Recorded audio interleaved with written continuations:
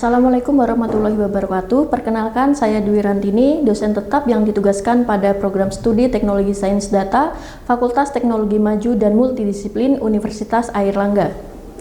Di dalam tugas Tri Dharma Perguruan Tinggi, khususnya pada bidang pengajaran, Universitas Airlangga telah membekali saya dalam beberapa pelatihan, yaitu Pekerti yang saya dapatkan pada tahun 2023 dan juga Applied Approach pada tahun 2024. Pada program studi Teknologi Sains Data, saya ditugaskan untuk mengajar beberapa mata kuliah. Salah satu di antaranya adalah analisis data spasial. Mata kuliah ini diberikan pada semester 4 dengan beban studi sebesar 3 SKS. Mata kuliah ini sesuai dengan bidang keahlian saya, yaitu Spatial Analysis. Adapun capaian pembelajaran mata kuliah atau CPMK yang dibebankan pada mata kuliah analisis data spasial sesuai dengan rencana pembelajaran semester atau RPS, yaitu setelah mengikuti mata kuliah ini, mahasiswa diharapkan mampu mengaplikasikan analisis data spasial menggunakan perangkat lunak R dan juga GWR5. Penilaian dari mata kuliah ini terdiri dari beberapa evaluasi, diantaranya adalah tugas 20%, kuis 20%, UTS 20%, dan UAS 25%, serta soft skill 10%. Tugas diberikan dalam bentuk case-based method yang dikumpulkan pada Hebat e-learning, UTS dan UAS diberikan dalam bentuk team-based project berupa karya ilmiah yang dikumpulkan melalui Hebat e-learning, kemudian nilai soft skill diberikan melalui nilai keaktifan di ruang kelas. Di dalam mata kuliah analisis data spasial akan dipelajari banyak hal tentang data spasial, mulai dari mengenali ciri khas data spasial, kemudian belajar membuat peta tematik, kemudian melakukan pemodelan spasial. Pendekatan pemodelan spasial yang saya dan tim ajarkan yaitu pemodelan spasial dengan pendekatan area dan juga pemodelan spasial dengan pendekatan titik. Untuk pendekatan area sendiri, model yang saya dan tim ajarkan adalah model SAR, kemudian model SEM dan model SARMA. Kemudian untuk pendekatan titik, model yang saya dan tim ajarkan adalah model GWR, MGWR, GWPR, dan GWNBR. Selama saya ditugaskan mengampu mata kuliah analisis data spasial, tantangan selama mengajar adalah memastikan mahasiswa mampu membedakan kapan dapat menggunakan model dengan pendekatan area dan kapan menggunakan model dengan pendekatan titik. Oleh karena itu, inovasi yang saya dan tim terapkan dalam kasus ini adalah dengan memberikan case-based learning yang dikemas dalam team-based project. Dengan demikian, setiap mahasiswa mendapatkan gambaran dari hasil diskusi kelompok dan dari pembahasan di kelas. Tujuan dari penyelesaian ini adalah mempertajam critical thinking mahasiswa. Selain itu, saya juga memberikan kesempatan kepada seluruh kelompok untuk saling memberikan pendapat. Hasil pembelajaran dari mata kuliah analisis data spasial adalah mahasiswa mampu mengenali jenis data spasial, kemudian mampu membuat peta tematik dengan perangkat lunak ArcGIS dan mampu memodelkan data spasial sesuai dengan kriterianya menggunakan perangkat lunak R, GWR5, dan sebagai tambahan saya dan tim berikan adalah perangkat lunak Python. Pada mata kuliah analisis data spasial ini, saya akan mengajarkan materi pertemuan ke-8, yaitu tentang model GWR, yang di dalamnya akan dibahas model GWR secara umum, uji asumsi, metode estimasi, uji hipotesis, dan kriteria pemilihan pemodelan terbaik. Selamat pagi semuanya. Baik, di pertemuan ke-8 ini saya akan menjelaskan metode spasial yaitu Geographically Weighted Regression. Jadi kalau misalnya pertemuan 1-7 atau sebelum UTS kalian belajar metode spasial dengan pendekatan area, mulai dari pertemuan ke-8 dan sampai dengan ke-14 kita akan belajar melalui pendekatan titik. Nah, di pertemuan ke-8 ini kita akan belajar model Geographically Weighted Regression. Nah, ini ya. Ini yang pertama kita harus mengenal uji asumsi Berespagan. Ini adalah uji heteroskedastisitas untuk menentukan apakah data spasial kita itu homoskedastisitas atau heteroskedastisitas. H0-nya adalah sigma kuadrat U1V1 sama dengan sigma kuadrat U2V2 sampai dengan sigma kuadrat UNVN sama dengan sigma kuadrat. Itu artinya variansi dari lokasi 1, lokasi 2 sampai dengan lokasi ke N itu sama. Nah, H1-nya adalah paling sedikit terdapat sigma kuadrat yang tidak sama dengan sigma kuadrat untuk daerah lainnya. Nah, ini adalah statistik ujinya, statistik uji Brespagan. Kemudian kriteria penolakannya adalah, kriteria penolakan dari uji ini adalah tolak H0 jika BP lebih besar dari chi-square alpha, P, di mana P adalah jumlah variabel independen, atau secara ekuivalen, jika p-value kurang dari alpha maka kita tolak H0.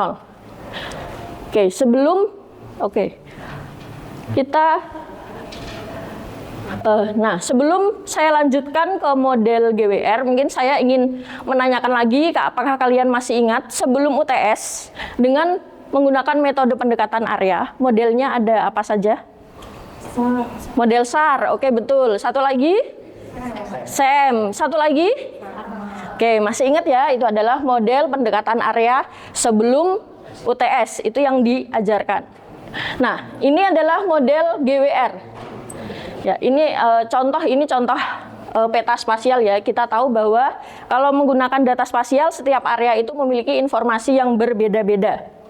Konsep utama, berbeda dengan regresi global, GWR mengizinkan setiap lokasi I memiliki koefisien regresi sesuai titik spasialnya, sehingga menangkap heterogenitas spasial. Model umumnya adalah YI sama dengan beta 0 UIVI ditambah sigma kuadrat BK UIVI XIK. Nah, bedanya dengan model regresi global adalah kalau regresi global itu tidak ada UIVI-nya. Di sini tidak ada UIVI-nya. Nah, di model GWR itu artinya misalnya saya punya Y adalah data jumlah penghasilan beras Y. Kemudian X saya punya data jumlah penghasilan minyak kelapa. Y-nya adalah beras, X-nya adalah minyak kelapa. Kalau di model global, itu parameter untuk minyak kelapa hanya satu nilai. Tapi ketika kita menggunakan model GWR, setiap lokasi itu memiliki parameter yang berbeda-beda. Jadi misalnya saya punya data Jawa Timur, maka parameter untuk Surabaya, parameter untuk Sidoarjo, parameter untuk Lamongan, parameter untuk Kediri misalnya, itu akan memiliki nilai yang berbeda-beda. Nah, itu adalah keunggulan dari model GWR dibandingkan dengan model global. Selanjutnya, nah di dalam pemodelan GWR ini kita membutuhkan yang namanya pembobotan. Ini kernel dan bandwidth spasial. Peran pembobot, ya, data yang lebih dekat diberi bobot lebih besar. Fungsi kernel ini menentukan besarnya bobot spasial berdasarkan jarak Euclid. Sedangkan jenis bandwidth sendiri itu ada dua, yaitu ada fix dan ada adaptif. Kalau fix artinya nilai konstan, tidak berubah antar lokasi, sedangkan kalau adaptif itu menyesuaikan kepadatan data. Jadi data yang lebih kecil di area padat, kemudian lebih besar di area jarang. Jadi maksudnya seperti ini.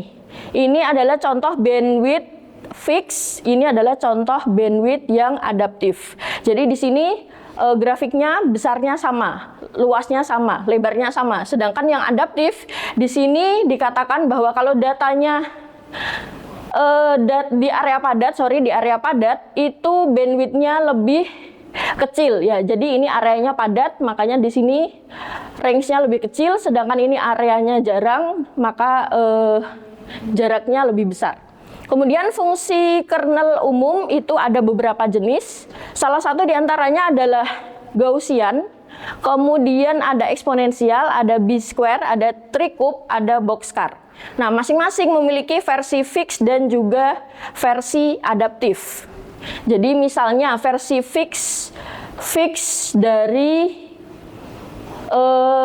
Gaussian, maka fix Gaussian. Kemudian ada adaptif Gaussian. Kemudian ada fix eksponensial, ada adaptif eksponensial, dan seterusnya. Nah, setelah kita punya model tadi, kita harus melakukan estimasi. Nah, di sini mungkin saya akan sedikit menjelaskan metode estimasi dengan menggunakan MLE atau Maximum Likelihood Estimation. Ada yang masih ingat metode estimasi? Ada apa saja? Apa? OLS. OLS singkatannya? Ordinary Least Square. Ada lagi metode estimasi lainnya? MLE ini ya. Satu lagi MOM itu apa singkatannya? Method of Moment. Terus WLS. WLS singkatannya Weighted Least Square ya. Ya, di sini saya akan menjelaskan secara umum saja. Secara umum metode MLE itu apa saja langkahnya? Yang pertama adalah kita harus menguji asumsi normalitas dari error model tersebut. Jadi kita harus memastikan bahwa error dari model kita itu sudah memenuhi asumsi normalitas. Selanjutnya kita membuat fungsi likelihood. Nah, setelah dari fungsi likelihood itu kita akan memaksimumkan fungsi likelihood. Nah, setelah dari penurunan panjang, nah nanti kita akan memperoleh hasil estimasinya adalah ini, beta topi sama dengan X transpose W UIVI X inverse dikali X transpose W UIVI dikali Y. Nah, bedanya dengan model global adalah di sini ada matriks pembobotnya. Beda dengan model global biasanya tidak ada W-nya. Ya, tidak ada W-nya.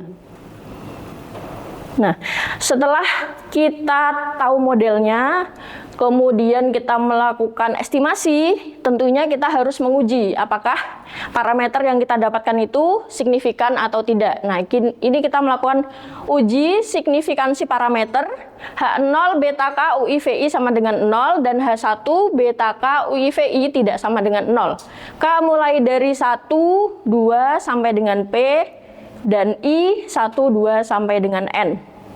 Nah, untuk ujinya kita menggunakan uji parsial menggunakan T student.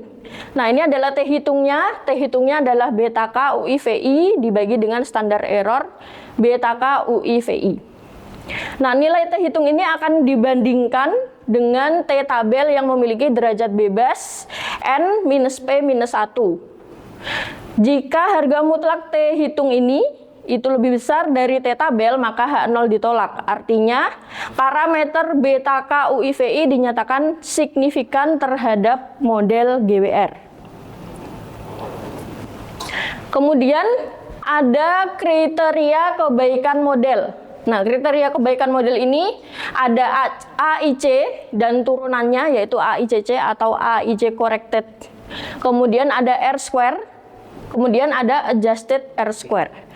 Kalau misalnya kita mau membandingkan, ya jadi misalnya ini di sini saya menjelaskan model GWR saja, tapi misalnya kalian punya beberapa calon model yang akan dibandingkan, misalnya, nah kalian bisa menggunakan AIC. Misalnya nih, saya punya 1 model global, kemudian 2 model GWR. Saya mau bandingkan mana yang lebih bagus.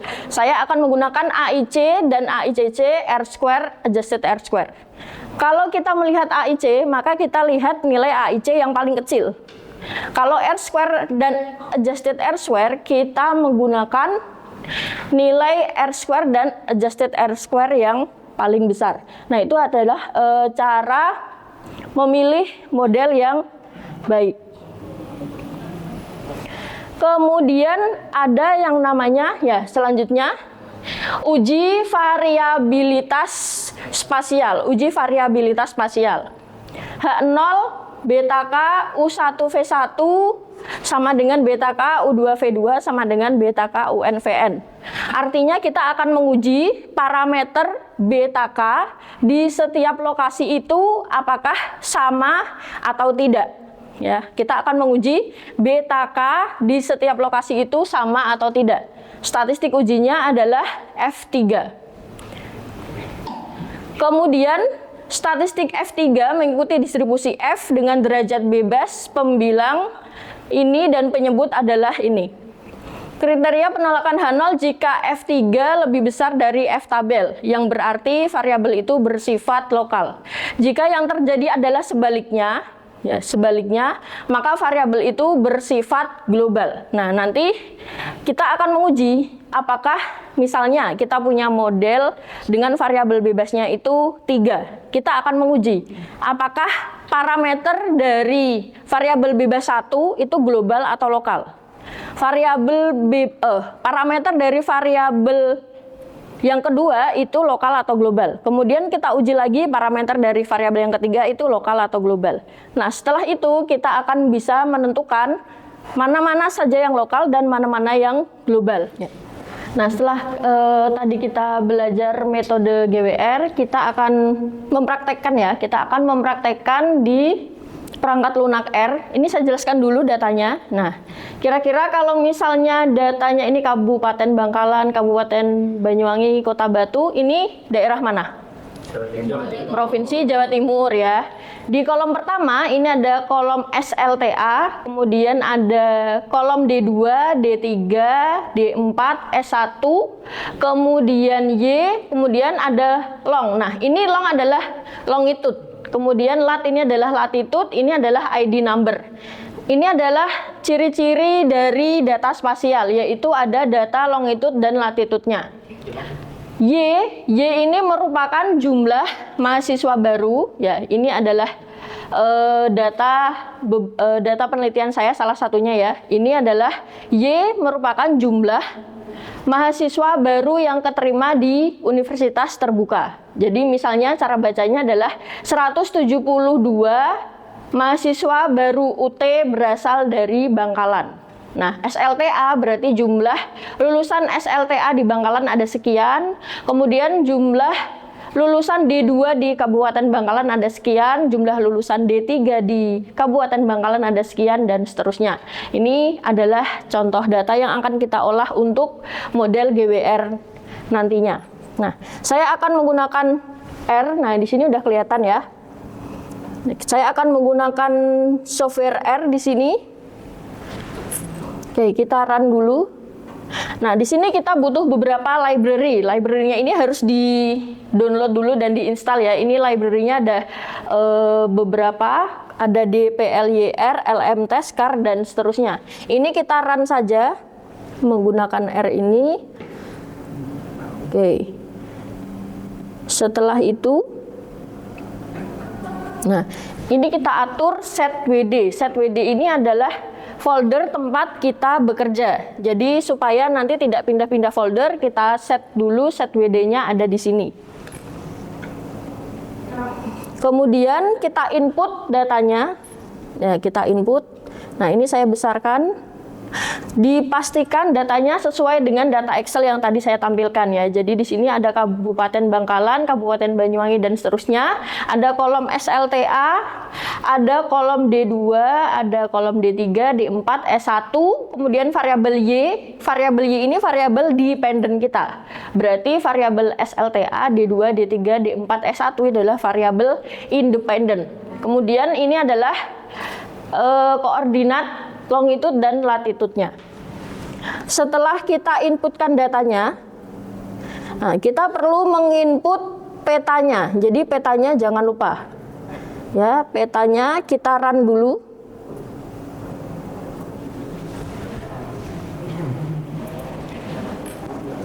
Nah, ini mungkin terlihat kecil. Oke, saya besarkan dulu. Nah, ini sebenarnya ini adalah peta Jawa Timur, tapi peta Jawa Timur yang beneran masih original ya. Jadi belum ada warnanya, belum ada tulisannya kabupaten kota mana, benar-benar peta yang masih orinya seperti ini. Ini adalah peta Jawa Timur. Kemudian ya. Nah, peta ini itu juga ada datanya.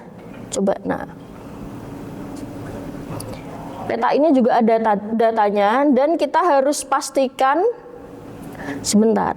Nah, ini adalah data peta, beda dengan dataset kita tadi. Ini adalah data peta, dan kita harus memastikan urutannya ini ya. urutan di peta kita itu harus sama dengan yang ada di dataset kita. Contoh, ini urutannya adalah Kabupaten Bangkalan, Kabupaten Banyuwangi, Kota Batu, Kabupaten Blitar. Coba kita lihat di dataset kita. Nah, ini ya.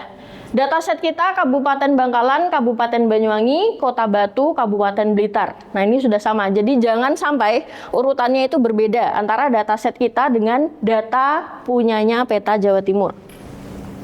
Setelah kita load petanya, kita akan membuat beberapa peta tematik berdasarkan variabel independen. Coba kita run dulu. Nah, ini sekarang kita punya tematik dari peta yang tadinya polos itu ya, polos original itu, sekarang kita punya peta yang sudah berwarna. Nah, warna ini berdasarkan apa? Berdasarkan persebaran mahasiswa baru Jawa Timur 2021, atau yang tadi ada di dataset kita itu adalah data Y ini ya. Data Y ini adalah data maba. Nah, ini kita bisa lihat yang kuning itu artinya di rentang yang rendah, kemudian menuju merah. Merah ini paling tinggi, jadi bisa dilihat sebarannya yang paling tinggi ada di sekitar sini. Kemudian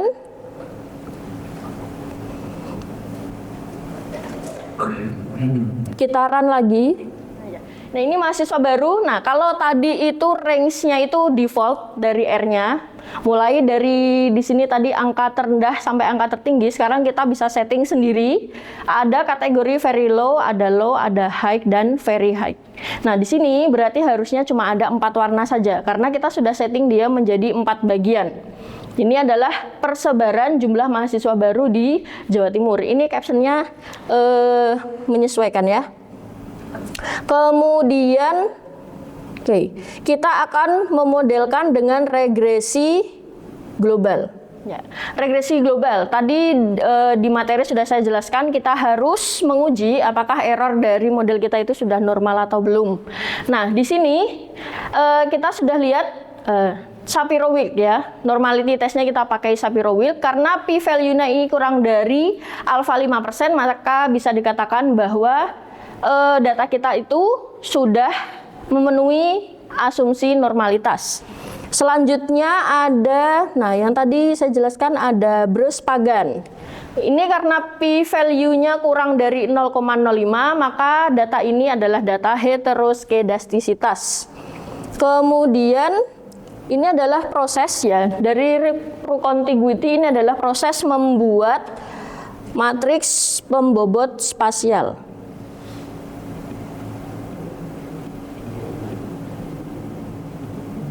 Nah, ini matriksnya, kemudian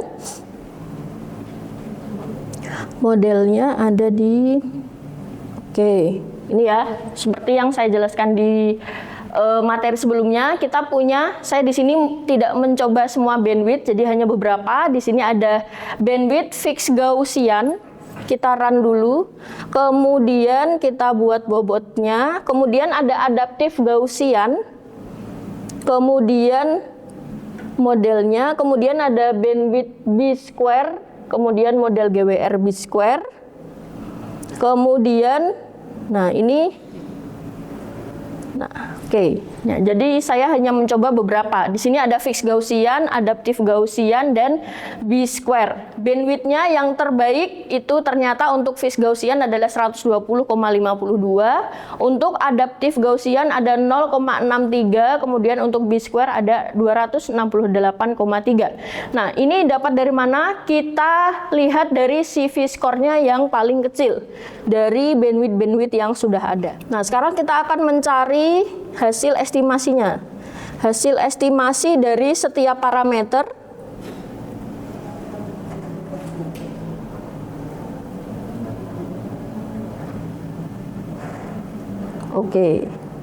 Sebentar. Ini ya. Keluar. Ini adalah hasil estimasi parameter beta 1. Beta 2. Beta 1 berarti ada di sebelahnya. Ini beta 2. Beta 2 berarti untuk variabel D2. Nah, ini adalah peta persebaran dari hasil parameter setiap lokasi. Seperti yang sudah saya jelaskan tadi, bahwa model GWR itu memperbolehkan setiap parameter untuk setiap lokasi nilainya berbeda-beda. Nah, ini adalah secara visual bisa kita lihat setiap kabupaten dan kota di setiap Jawa Timur ini memiliki parameter yang berbeda-beda. Ya, jadi warnanya berbeda-beda. Mungkin tadi yang B1 kelewat, ada B1 tadi. Setelah itu kita uji signifikansi. Nah, ini uji signifikansi parameter. Uji signifikansi parameter secara lokal, sebentar. Nah, ini ya, ini bisa kita lihat hasil akhir dari uji signifikansi. Jadi misalnya ini Kabupaten Bangkalan, kita punya p-value-nya 0,02, keterangannya adalah reject, dan seterusnya. Ini setiap kabupaten kota memiliki hasil sendiri-sendiri, jadi tidak sama. Sampai sini mungkin ada yang ditanyakan?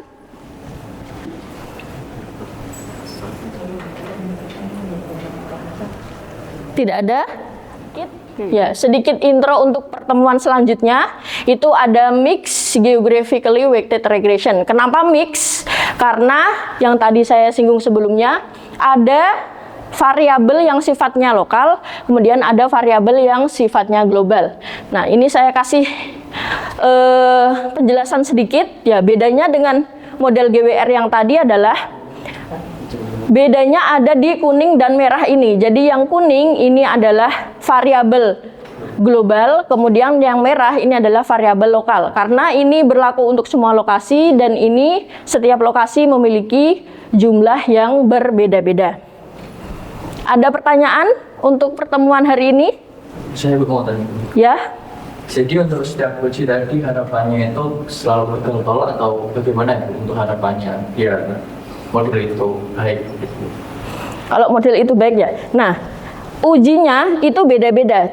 Kita lihat dari H0 H1-nya ya. Nah, yang pertama misalnya uji hipotesis yang pertama, kita akan menguji apakah dia heteroskedastisitas atau homoskedastisitas. Kalau H0 dan H1-nya seperti ini, kita maunya adalah menolak H0. Maunya menolak H0 karena H0 ini bunyinya dia homoskedastisitas. Kita maunya data kita itu heteroskedastisitas. Kemudian